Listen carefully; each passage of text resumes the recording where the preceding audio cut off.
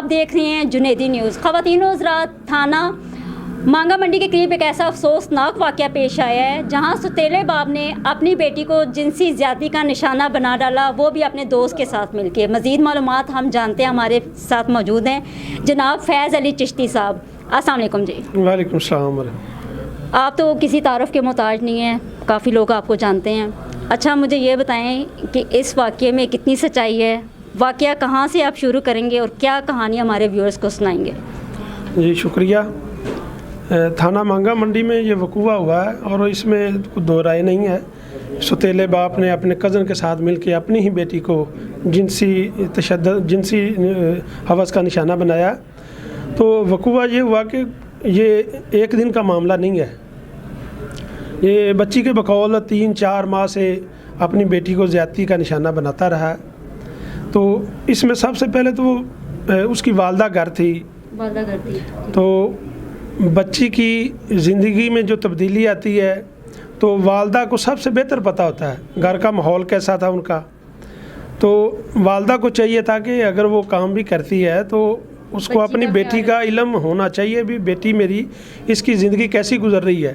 तो मेरे ख्याल में इस मुआशरे में जो सौतेले बाप हैं, आंखें बंद करके उन पे भी किसी किस्म का आप एतमाद नहीं कर सकते।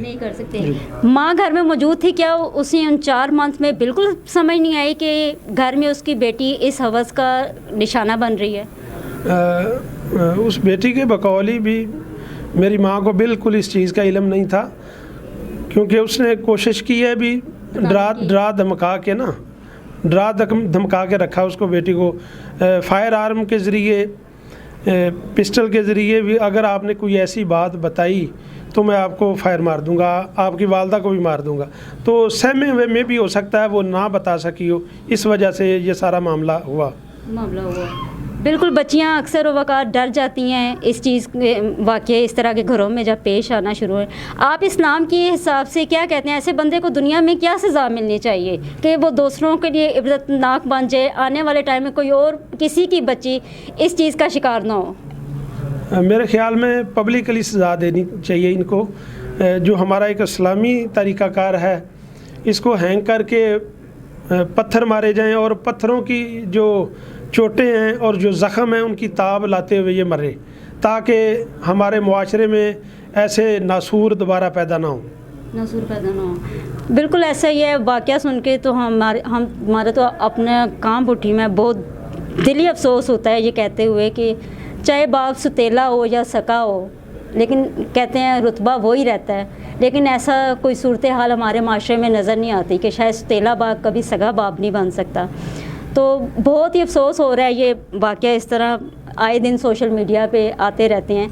तो अभी क्या इस वाक़े की सूरत हाल है? FIR हो चुकी है, तो मज़ीद आप क्या बताना चाहेंगे? जी बिल्कुल, FIR हो चुकी है।